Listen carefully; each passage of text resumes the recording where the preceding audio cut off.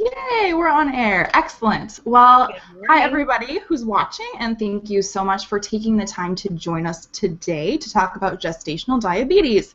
And GD can be a really serious issue, but I was talking to Francesca and some other friends who are recently either diagnosed or close to being diagnosed with GD, and there's a lot of kind of weird and bad information out there. So, and I'm not even talking about just going to Dr. Google and asking what's wrong, but actually going to a hospital class or a nutritionist at the hospital and getting some information that isn't really helpful. So after hearing from a handful of mom friends, I asked Francesca to come today and help me kind of give some alternative views to gestational diabetes prevention and treatment.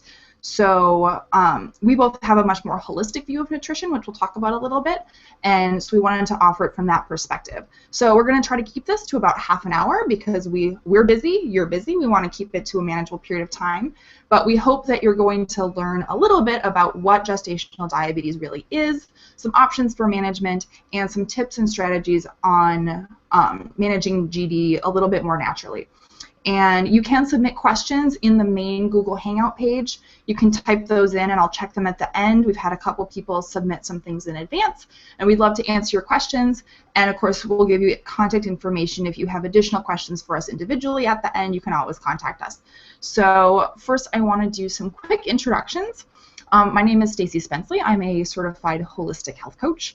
And I specifically work with people who are overwhelmed to help make sustainable step-by-step diet and lifestyle changes to actually help them live better lives. And I am the mother of a very active toddler who will be 2 in February.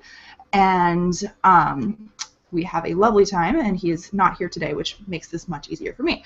And then I've asked Francesca Orlando to join us today. And Francesca, I have to read her bio because she is so accomplished, is a nutritional therapy practitioner, certified GAPS practitioner, board certified in holistic nutrition, and a Dr. Sears certified health coach. And she specializes in pregnancy, postnatal, and kids ages 3 to 12, which is very, very important.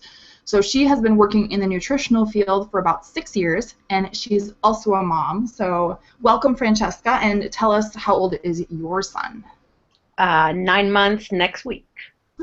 Congratulations. Thank you very much. And it's almost Francesca's birthday, so happy birthday, Francesca. Thank you. You're going to be 22. Turning 38 this year. Starting to feel the age.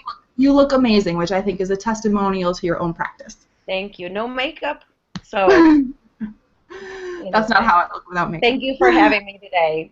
Absolutely. So I really want to, you have some really good expertise in this area. So can you just explain briefly kind of what is gestational diabetes? Because I hear people say, oh, my numbers were high, but is there some magic number? Like, tell us kind of what GD is. So gestational diabetes goes without saying that it's higher than normal blood sugar during pregnancy, right?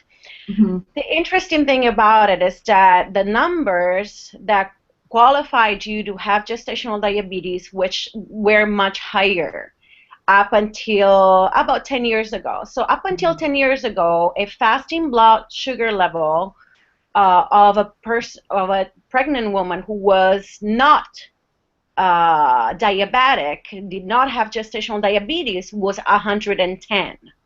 While a postprandial, which is after lunch or after dinner, after meals, blood sugar level for a pregnant woman who had not gestational diabetes was 150. Oh, wow. That is because pregnancy is a naturally insulin-resistant stage. That is, trying to explain in easy terms, the body, as well as the placenta, will destroy some of the circulating insulin, which is the hormone that is supposed to shuttle glucose or blood sugar away from the bloodstream and into the tissue. So insulin is destroyed by some hormones produced by the placenta and some hormones produced by the mother, so that more glucose is available to the fetus for growth. Mm-hmm. And this is just a physiological, natural state if you think about our bodies being evolved in hundreds of thousands of years of famine, not so plenty, and times in which you would have a meal today and maybe you wouldn't eat for 3 days. Right. And Okay, now so clearly food scarcity isn't really the problem. it's not the problem here. So unfortunately, our bodies are kind of working against us when we eat day in and day out, and when we eat the wrong kinds of food. So up until 10 years ago, the limits for a healthy blood glucose range during pregnancies were 110 for fasting and 150 for postprandial. I think what happened is that they started seeing bigger and bigger babies. And the medical professionals started associating the bigger babies with higher blood glucose levels, which are not always the case. There are many women with higher than normal glucose levels who have smaller babies in the 6-pound range, in the 7-pound range. So I believe that the largest, heavier babies are not a result of gestational diabetes per se, but are the result of the diet that the woman follows. And that it's not dependent on whether the woman has gestational diabetes or not. So unfortunately, we tend to allow ourselves to indulge in the pregnancy cravings and eat foods that are not so good for us and produce larger babies. And that doesn't necessarily go hand in hand with gestational diabetes. I know I have plenty of women in my practice who had 10-pounders and they had not gestational diabetes. Right. And surprisingly enough, unless we have shoulder dystocia, which is one of the risks of having a higher baby, and that's when the baby's elbow gets stuck in your pelvis, and so it's hard for the baby to come out. Usually, birthing vaginally a 10-pound baby is not as harder than it is birthing an 8 or a 7-pound baby because fat tissue is squishy. The issue is birthing a baby that has a large head circumference. That's the hard part. But fat. My son had a 94th percentile head, but he wasn't that big. Right. Okay. So go ahead. I hope I didn't talk too much. No, I think that's the thing, is I think that's why we're having it, is there's a lot of misinformation, and people, a lot of moms get told, oh, your blood glucose is really high, but it's an average, it's like a statistical average. It's like when moms are worried because, like, well, my baby's only in the 40th percentile. Well, it's somebody has to be in those numbers, it's a curve, and so if the bell is just moving a little bit, and so it's based off an average. It's not like it's not like it's not bioindividualistic approach. It's relative to other women, and it's changing for everybody, not just for you. Yeah, absolutely. So can you talk? I know I had a client who was. I did not get tested for gestational diabetes, which is I don't recommend that, but that was a choice for me. And I talked to one of my clients about it, and she was kind of torn on what to do. And I know one big issue for a lot of moms is they don't want to do the glucose test. I have a friend who she threw up the 1-hour test, she threw up the 3-hour test, and so she spent 8 hours of her life getting sick drinking this drink that she wouldn't normally drink to test for something that she didn't have. Right. So can you kind of talk about that a little bit? Absolutely. So if you're working with an open-minded doctor or an open-minded midwife, there are options for you. I personally took the gestational diabetes test because I felt stuck in the wrong hospital environment. And I'm not gonna give names, otherwise I'm gonna get sued. But I can tell you for sure that my next baby will be delivered in a different place. And I did not want to fight my midwife on everything because I was already fighting not to get the flu shot. I was already fighting not to get the pneumonia shot. I was already fighting not to get the friggin' shingle shot. And so I was like, okay, I'm gonna do this. So I'm probably, there's a red flag in my chart anyway. But the test is flawed to begin with. How many times do you ingest 75 grams of pure high fructose corn syrup plus additives and plus colorings in your daily life? You never do. So I know women who fought the gestational diabetes test result.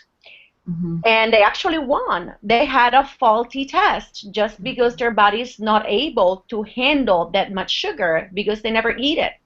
I personally follow a no-grain diet, and that's because of my specific health issues when I moved to this country, and the fact that my body does not love the way grains are raised or grown in America, hybridized, and that's probably for another hangout. But anyway, and so my body reacted way out of proportion, yet I was still in the range. So I did not have a diagnosis of gestational diabetes, but I felt dizzy, I felt nauseous, I felt shaky. I think my adrenals were not trained to handle that much sugar. And this is coming from someone who does not eat sugar generally. And if I do eat some sweets, it's, you know, raw honey and better sweeteners for me anyway. So I know I had the same fight with my midwife, and I ended up not taking it, but because they also, so I asked if I could eat food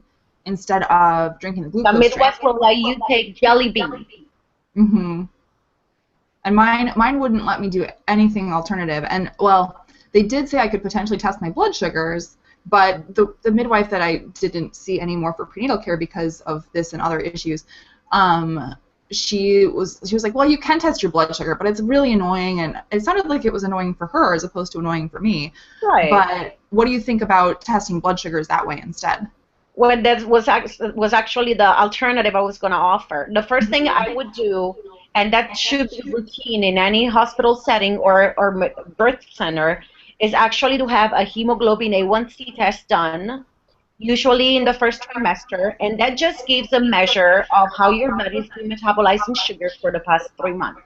Usually, if the numbers are abnormal, so anything above 5.5, it's pre-diabetic. Above 5.7 is diabetic. Usually, I recommend that women start measuring their blood glucose levels 5 times a day. So basically, you want to measure your glucose levels fasting with a glucometer, with a glucose reading meter, and then 1 hour after each meal. It's not necessary to measure it after snacks. If a woman has abnormal numbers, then it would be good to measure blood glucose prior to going to bed to see if the woman needs a snack. And that is something that I find that it's the most useful. So since we are in an insulin resistant stage, what happens during the night is that we're not eating food, so we're not assimilating nutrients. We don't have calories to spare and give our baby. So what happens during the night is when the body works at its peak to prevent insulin to doing its job and to release or to have as much glucose free in the bloodstream to feed the baby constantly, because fetuses, or the baby in your beautiful belly, are not just like us. They don't need 3 square meals and 2 snacks a day or whatever your eating patterns are. They need fuel constantly throughout the 24 hours to grow leaps and bounds and do those amazing changes that they go through daily. So that's why a lot of time women will come to me and they will say, oh my God, my fasting glucose levels, so the first reading in the morning is elevated, it's off the charts, it's maybe 100 or 105. Remember, for 10 years ago standards, that's a perfectly normal number, right? And then they'll tell me, but my glucose numbers after meals are all in the range. Duh! Your baby needs food, you know, and after you've been fasting for 8 hours or 7 hours, it is physiologically normal for your blood sugar to be higher than 90 milligrams per deciliter of blood. So if they have a holistically or an open-minded doctor, what the doctor will do will monitor the woman, the fetal development, the growth of the baby, and how much weight the woman puts on, possibly without the use of medication. And we'll talk about medications and supplements that are safe to take during pregnancy. But if you are in a more conventional hospital setting, with those numbers, you'll be put on meds or on a gestational diabetes diet, which is probably worse than the meds. Anyway, Right. well, it's actually a physiologic response of the body. So what I have most mamas do who wake up with higher than normal glucose levels is to, unfortunately, put an alarm around 3 or 4 in the morning and have a snack. And Mm. usually a snack at that time is what tricks the glucose meter into having a better reading for what the doctor and midwife want to see. It also provides the baby with fuel and helps break the fast that way. So it's not that we're tricking anyone, we're just, nourishing our baby and our body. So that's a little trick that can be done if you have higher than normal blood glucose levels in the morning and normal postprandial glucose levels. So I don't want to take too long because we're going to talk about diet for hopefully most of the rest of the time, but what kind of snack would you recommend? Proteins and fats. So a hard-boiled egg. I would do the carbohydrates coming from fruits and veggies. So you could have some celery sticks with nut butter or guacamole. Avocado is a wonderful food for pregnant women and their babies. Sardines, canned salmon. Who wants to eat those kind of foods at 4 in the morning? So probably the best bet is have half an apple with a few nuts or peanut butter, a hard-boiled egg. Some women can tolerate cheese or full-fat yogurt. Some women don't. So that's when customizing the diet based on their unique blood glucose patterns is my Right. specialty. Because I've had women who could eat ice cream and they had gestational diabetes, but the fat in the ice cream, and it was, of course, it was high quality with real eggs, with real butter, with no fructose corn syrup, and Right. they could have their treat, and then some women cannot. So Right. it will all have to be tailored Right. to the specific individual. I just know somebody's going to ask, so. Yeah. I think that'll be a theme is that, I mean, I think we both agree that, there's not one perfect diet for everybody, but I think it just helps people to get kind of a guideline because I know one of my friends sent me the example gestational diabetes diet she got. She can't have gluten or dairy, and it was, all the examples were like, an ounce of cheese and then like cheese and crackers and a sandwich, and she can't eat that stuff. So she could literally eat on the entire meal plan was an apple and a salad. Oh. So Well, you see, I have never seen a salad satisfying a pregnant woman or building a baby. What we need is fats and proteins. So it's hard to tell a pregnant woman to eat salads for the rest of her pregnancy, and I don't think that they're going to get the nutrition that they need. So a good diet for pregnancy, and that does not it's independent from having gestational diabetes or not. A healthy diet will work for everybody.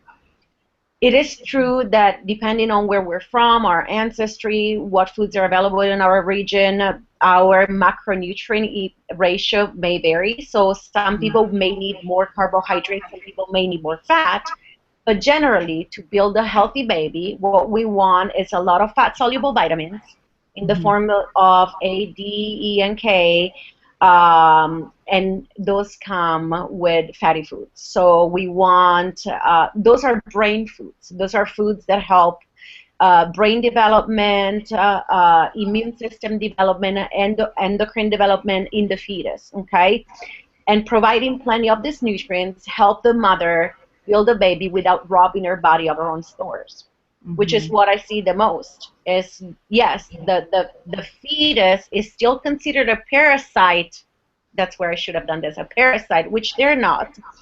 But the thing is that the fetus is allowed to steal nutrients that have been on reserve for the mother. And that's why there's a saying, and I didn't know about it until somebody lost a tooth that says, with each pregnancy, here goes a tooth. And I think the issue is that those women did not have enough calcium foods available, and so their body was breaking down calcium stored in the bone tissue and, of course, teeth to free it to go to build a healthy baby. And that's why they were finding themselves depleted at the end of the pregnancy. Well, I think that's a huge. Yeah. I think there's the phrase "the baby takes what it needs." And I kind of hate that phrase because it's sort of true, but it's not like it's not like you eat a hamburger and the hamburger goes to the baby. The baby is pulling from your stores and you have to replenish your stores Yes. It's like the You're baby's not constantly eating out of the fridge and you're doing the grocery shopping. Yeah. So if you're not eating the right kind of food, it doesn't matter how many calories you bring in. If they're empty calories in the forms of processed, refined, white foods, then your body ain't gonna get the nutrients that it needs Right. to build a healthy babies, and that's when your stores are going to be touched upon. It's like having a bank Right. account. If you Right. keep taking out money without putting it in, you're going to be on a zero balance, and eventually you're going to get negative. And that's what happens to most women. Right. So a healthy diet to build a healthy baby, it's a diet that does not spare protein. So you need plenty of protein to build another human being, and you need plenty of fats. The thing is that you need to have healthy proteins and healthy fats. So we hear the words organic, grass-fed, pastured a lot, and a lot of people don't know what it means. What I want my pregnant mamas to eat is foods as they come in nature, or as closer as they can get to their natural state without adulteration. I always tell them if first of all, real food does not come in a box. So it's the food that you find along the perimeter of the supermarket, right? The fruits and veggies, the dairy, the fish, the beef, the eggs, the butter, the olive oil, right? When we enter the aisles of the supermarket, that's when we find shiny packages that scream to be low fat, low cholesterol, low this, high in that. So usually those foods have been processed, they have been stripped, and they have been enriched with a handful of synthetic vitamins and minerals that have no place in our body. Our body does not know how to use them, and our baby's body doesn't know how to use them either. Okay, so let's start with this. Real food has no label. Once you've eaten your real food, if you want something that comes out in a package, I would say look for something that has 5 or less ingredients that you can pronounce. So if you need a biochemistry degree in order to read a label, that foodstuff or frankenfood probably has no place in your body or in your baby's body. Okay, and then looking at sugar grams, particularly for gestational diabetes, you want something that has 6 or less grams of sugar per serving. But remember that every carbohydrate is converted into blood glucose or blood sugar. So if you look at a label and it has 40 grams of carbohydrates, you have to think sugar, because all of those carbs will be converted into glucose in the body. So even if it says 0 sugar but 40 grams of carbohydrates, you probably don't want to eat it. And you want to look for something that has 15 grams of carbohydrates or less. The other thing to pay attention to when eating out of a box is portion size. There's very few people who portion out their Pringles and eat 5 Pringles, which is the portion size of it, I think. I don't know. I've never eaten Pringles. But a lot of people get to the end of the tub and they're like, oh my God, I ate the whole thing. So you're probably getting 4, 5, 6 times the amount of nutrients that are nutrients, quote unquote nutrients that are written in the label. Okay. Another thing to consider when eating packaged foods is that, unfortunately, for the laws in the United States, manufacturers are allowed to write 0 grams of trans fat if a portion size does not provide more than 0.5 grams of trans fats. But as per what we discussed 2 seconds ago, nobody eats 5 Pringles, so by the time you're done with your tub of Pringles, you've eaten 3, 4, 5 grams of trans fats. And that is something that we should all aim at avoiding, but even more when we are expecting. I actually met a food scientist who worked at General Mills, and her job, we were on jury duty together. It was very interesting. But her job was, when all those trans fat labeling laws came out, her job was to help reformulate and recalculate the serving sizes so that they could label things to still sell them. And that's very sad. And the majority of the population doesn't know that. Exactly. Yeah. So like I said, so my friend sent me her example meal plan, and it was basically, you know, somebody posted on Facebook too. They're like, oh, I have gestational diabetes. What's like a good snack? And somebody said multigrain Cheerios. Cardboard.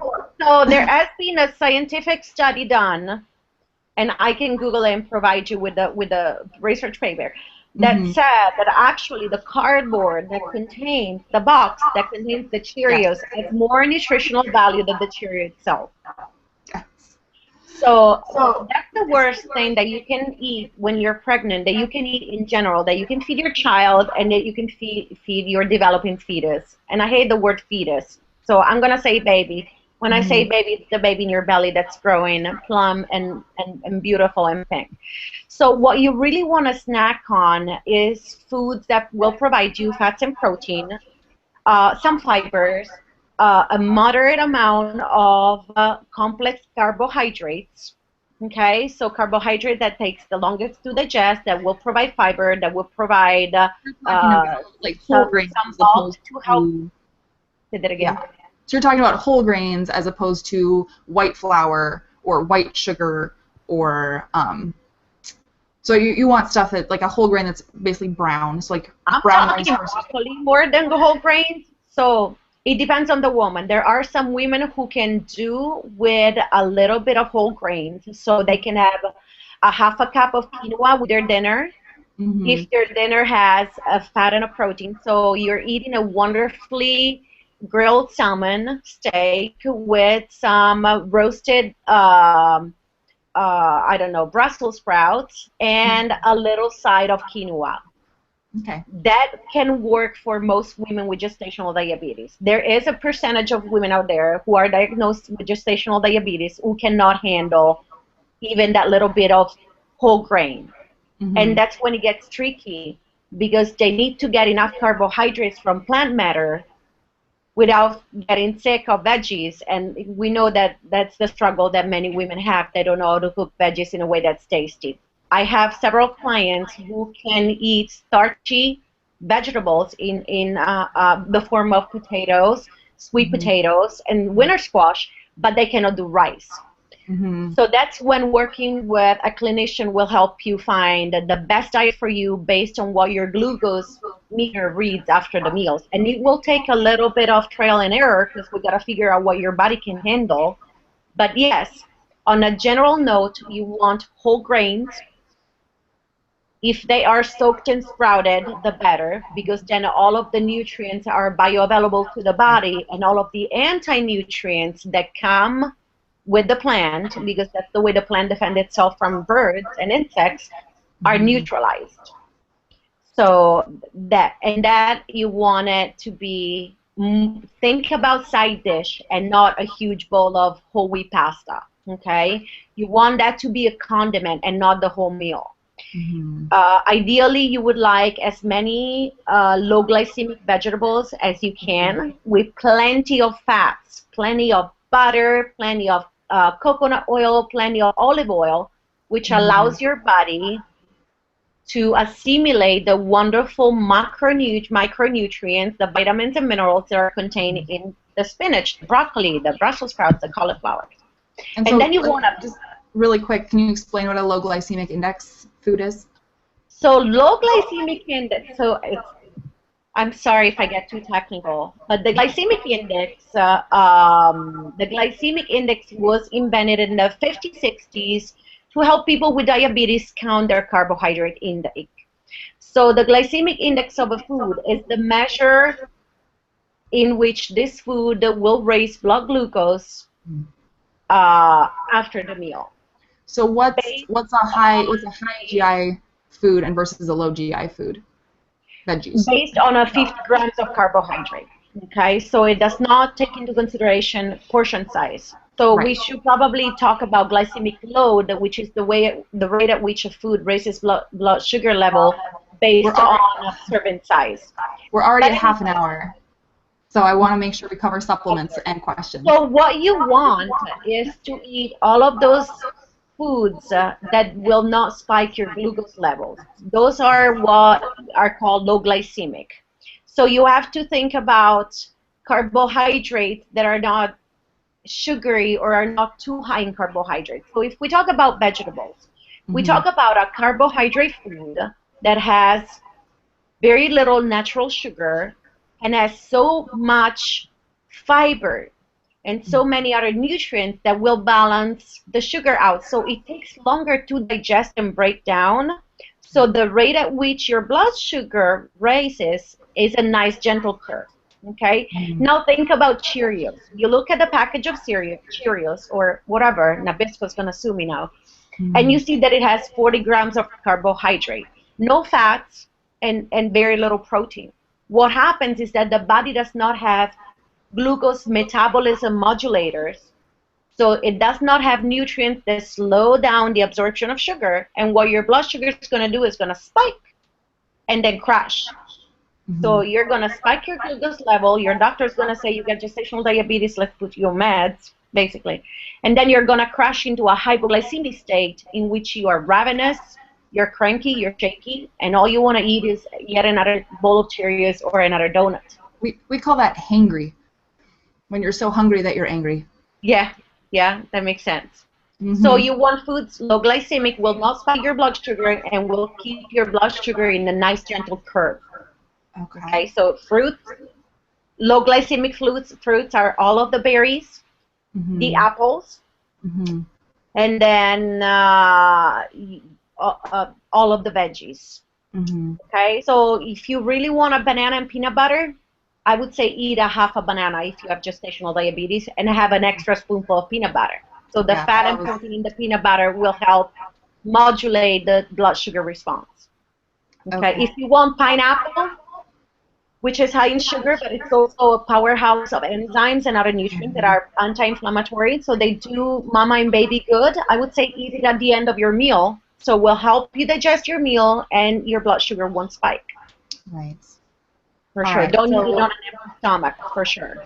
So I think we can definitely add some links to kind of some low and high GI examples with the recording. Like I said, we're already at half an hour, so I want to make sure we zoom through. So what are some supplements that will help that are safe for pregnancy? So there's very little research done into pregnant women because, as you all know, it's not ethical to test dangerous supplements on pregnant women. But of course, then tell us if your baby's okay. Then we give them metformin that has never been studied to be safe on the babies, right? But anyway, so safe supplements to take when pregnant and dealing with gestational diabetes, and a professional will help you find what your body needs, specifically seeing which organ of blood sugar is taking the biggest hit, whether it's the liver, pancreas, or the adrenal glands. But in general, we can say that liver is a powerhouse of nutrients that will help your body regulate glucose levels. And since I cannot see you guys there at home, but I already see that somebody's like, ooh, liver. You can take it in forms of desiccated liver tablets that do not taste like anything. And so we use glandular therapy if you cannot eat organic liver coming from grass-fed pasture animals. Chromium picolinate, which is a mineral. It's the mineral to help the body better and more efficiently utilize blood sugar. And usually, well, it depends on the woman and it depends on what the sugar levels are. But I'd say at least 1,000 micrograms a day of chromium picolinate is safe to use in pregnancy. Another safe herbs are usually something you will want to stay away from when you're pregnant. And if you do need to use some herbs, please work with somebody who studied herbs and somebody who knows supplements, because they are very powerful. But one that is safe to use for gestational diabetes is cinnamon bark, standardized pure extract. So find a good company, reputable company. Not everything you find in the shelves of the health food store is reputable, and you don't always get your money's worth. So working with a better line and paying a little bit extra money will guarantee better results. And cinnamon must be taken with every meal. Usually 500 milligrams will work, and it depends on what your numbers are. We can go up to 2,000, but that's when you really want to work with somebody who knows what they're doing. Another herb that is safe, and of course again, if you look at Google Scholar, you will find no studies because it's unethical to do studies, but there are several midwives and the OBGYNs that I've spoke with who've been using them in their practice for years and years and years, is Gymnema sylvestre. So Gymnema is a great herb to manage blood glucose level. It's a great herb to help you curb sugar cravings. A little trick for you mamas and everyone out there. If you have a tooth, with a tooth, what you can do, you can open a capsule of Gymnema, sprinkle it on your tongue. It will numb your taste buds so that next time you take a spoonful of whatever sugary treats you want to eat, it will taste like nothing. You will not be able to detect the sweet taste of the food. So, you know, you might just well not eat it because it doesn't taste good to you anymore. A little trick that can help. But you were talking about cravings before. Best thing for cravings is a spoonful of coconut oil with a little bit of honey, or a spoonful of coconut oil with a spoonful of almond butter. And the fatty acid and the little sweet taste of the almond butter or the honey, if I think that your body can handle it, if we work together, or measure yourself after you do it, will curb the cravings. And usually when you're craving something sweet, what your body is really asking for is fat. And that's just another way our physiology evolved. We were hardly seeing any fats and any sweets in evolutionary times. So when you would find a tart berry or a tart apple, your body would perceive it as sweet and would crave it. The berries and apples we eat today have nothing to do with what we would eat 100 years ago, let alone, you know, a million years ago. So our cravings and taste buds again come against us in this time of plenty. So yeah, so I mean, I know I work a lot with clients, not just with gestational diabetes, but also about eating, you know, naturally sweet foods so that you're not craving, you know, soda or candy or these kinds of things. And so again, in limited quantities, and making sure you add a protein or a fat, but eating fruit in limited quantities, eating, you know, sweet potatoes, even when you're not eating a lot of other sugar, even starchy vegetables like cabbage and Brussels sprouts, and, you know, cruciferous things like that they actually do have some natural starch. Carrots and beets are other ones that, again, you can't, you know, binge on them because and it takes time for your taste buds to cleanse. It takes time for your body to switch from running on sugar into running on fat. So ideally, every woman who's trying to conceive or thinking about a pregnancy will want to make a change of diet prior to having, you know, a heartbreaking diagnosis like gestational diabetes. But we can definitely work with you and help you through this, as long as you know that cravings will come. They're a natural part of transitioning to a better diet. We can help you fight those cravings, and we can help nourish your body and your baby the way it's supposed to be. Of course, you know, if it was not a pregnancy or gestational diabetes, what I would say is let's implement one step a week, and we'll get you there in 6 months so that all those little changes add up, but they do not feel heavy on you. But unfortunately, when we have a diagnosis of gestational diabetes, most often the choice is between a change of diet or taking insulin or metformin. So unfortunately, we need to make changes faster, okay? And that's when a good diet, which is unfortunately not the one that your friend was given, will come a long way into also ensuring that you're building a healthy baby.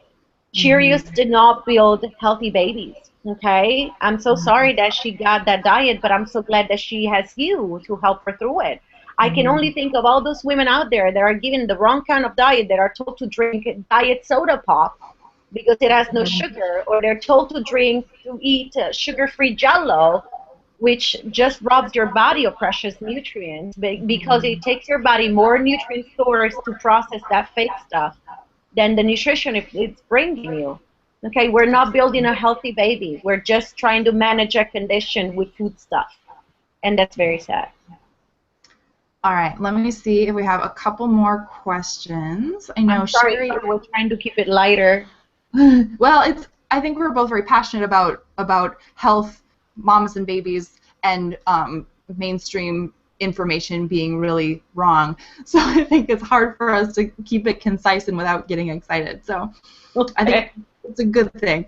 But Sherry asked if there are any apps that we know of that help keep track of both food intake and testing numbers and that allow you to download the data, or apps with meal plans.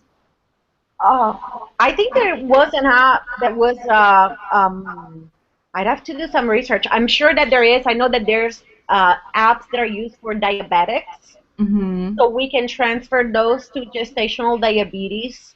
One was My Daily Burn that was for diabetes, and I had a client using it. I can definitely look up the apps that are out there and, Awesome. and test a couple and let you know. Perfect. That'd be great. When it comes to me, I'm old school pen and paper, so I really like my log. Mm-hmm. But what I've been using for a lot of moms who do not want to write down is an app that's called Food Picks Log. Well, all they have to do is they snap a picture of the food that they are about to eat. So you got to remember to do it before you eat the food. And then the app allows you to write notes. Oh, that's So cool. you could virtually write, I put 2 tablespoons of butter on my sweet potato, and an hour after I ate, my glucose level was 105. And I'll be there saying, woohoo, wonderful. Well, sure. The woman who asked is a photographer, so maybe that would be a good way for her since she's so visual. Yeah, Food Picks Log, it's a wonderful app, and you can write all the notes that you want. But I can definitely research more diabetes-related apps and let you know. Awesome. That's super helpful. I know I have clients that really like MyFitnessPal, but I'm not sure it has a place to put to put numbers. I don't know if it has notes. Another one that I use for other stuff would be Evernote, and that's just a really great app for everything. And so if you are using something like that and don't find it overwhelming, that could be a good place just to keep everything in one place. And you can add photos that way too. So if you want to snap a photo before you eat, add some notes, and then go back later. It's not necessarily for that specifically, but it also syncs across platforms. So you can have it on your laptop, your desktop, and your phone. So on your iPad, whatever tablet you have going on. So much technology. So I don't see any other. If I have other questions, I can't see them. So that's my issue. Anything else you want to add, Francesca, that you think? I mean, I think the basic takeaways are make sure you're eating enough fat and protein. If you are eating, if you're able to eat right, if you're able to eat some starches, making sure that you have a lot of fiber, that you're eating them with fat and protein. Yeah. And that you're not overdoing it. And test your blood sugar religiously, because some women can get away with a little bit more starches, and some women will really have to count their starchy carbohydrates. The one thing I want to say to the moms out there, or soon-to-be moms, is that it is a heartbreaking diagnosis. The meds out there are there's several options. Probably we should do another Google Hangout. I don't know. I don't want to get into this right now. But sometimes the doctors will push metformin because it's cheaper. But I want to say, if you do your research and you look through the research and the papers, insulin is the safest medicine that you can take for your baby. Okay, because metformin is not being studied long term on fetus and babies. Okay, so I know that being on insulin raises another level of concern. First of all, injecting yourself several times daily, having to be very religious with what you eat and how you eat and when you eat. Otherwise, you may tend to go into hypoglycemic state, and then your level of care changes. You're considered more high risk. But do your research. And the reason why insulin is not always the first recommendation is that it's pricier. But if you really know how metformin works, is that unfortunately metformin, what it does is that it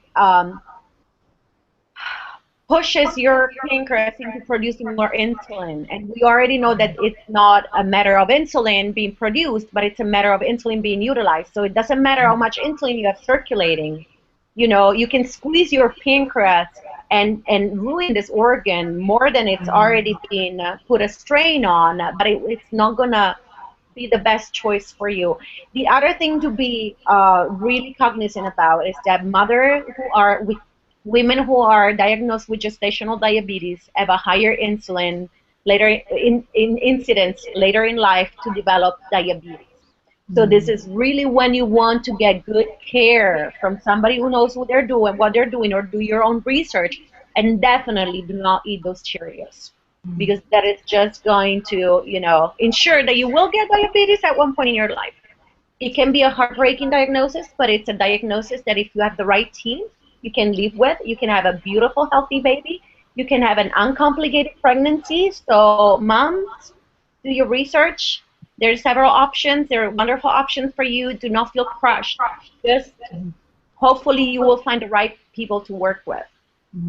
I did also wanted to add, I had this note down and totally skipped it, but also just talking about one thing that will help is that glucose is really, it's your body's immediate fuel. And so a lot of times when we're in a stress situation, we do crave carbs and starch because our body wants that quick fuel in case we need to run from a tiger, for example, because our body doesn't know, or our lizard brain doesn't know the difference between a bad day at work and a tiger in a cave. So that also, when we do have those cravings, or we do maybe eat a little bit more starch and we're, our numbers are a little high, or we're not feeling so great, is that also making sure that you're getting regular exercise. And it doesn't have to be running a marathon. It could be walking around the block a couple times, or when your toddler's at the park, then you do a little lap around or follow them a little bit more, because that will help burn up that extra sugar in your blood as well.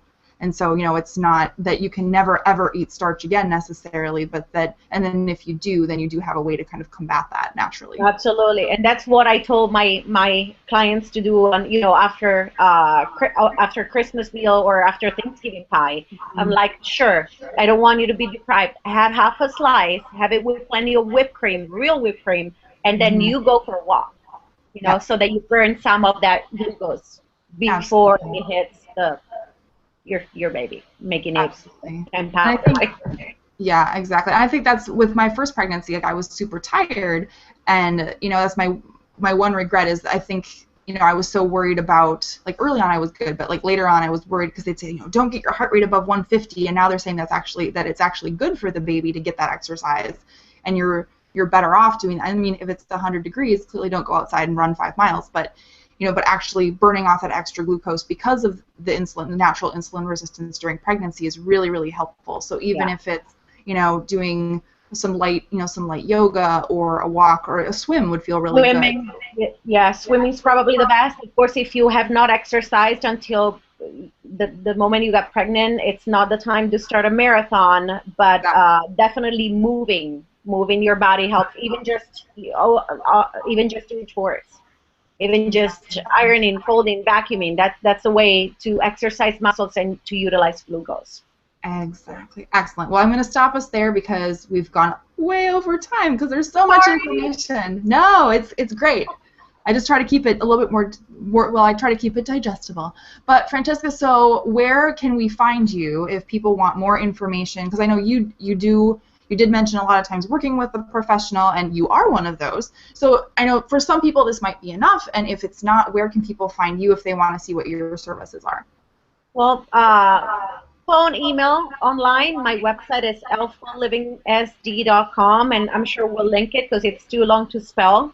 And my email is francesca@healthfullivingsd.com, and we'll write it down for you because many people don't know how to spell my name, which is fine. My phone number. Can I give my phone number? I don't know.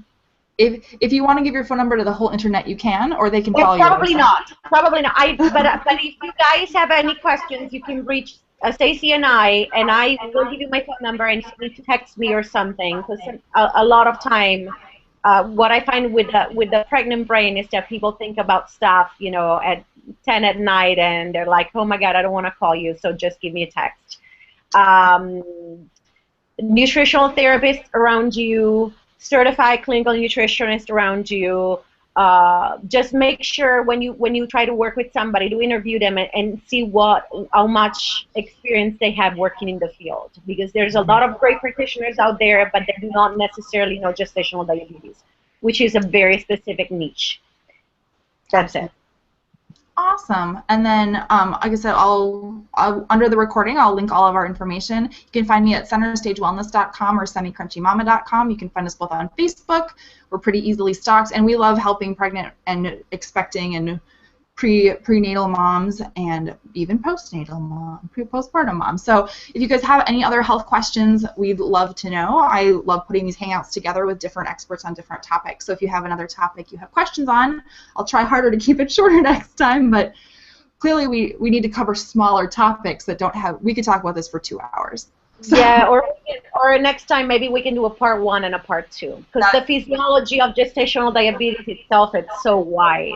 Exactly. Well, maybe if we get a bunch more questions, we can set up a Q&A only, and we could do one in a couple of weeks. So. Oh, totally. Excellent. Well, thank you so much. You were the best host ever. Thank you for putting up with me and my chatter.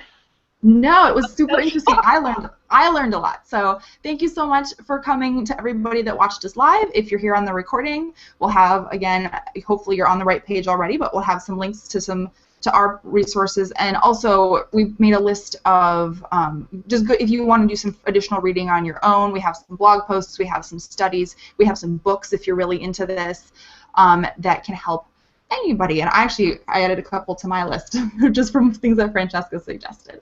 So thanks again for joining us, and have a great day.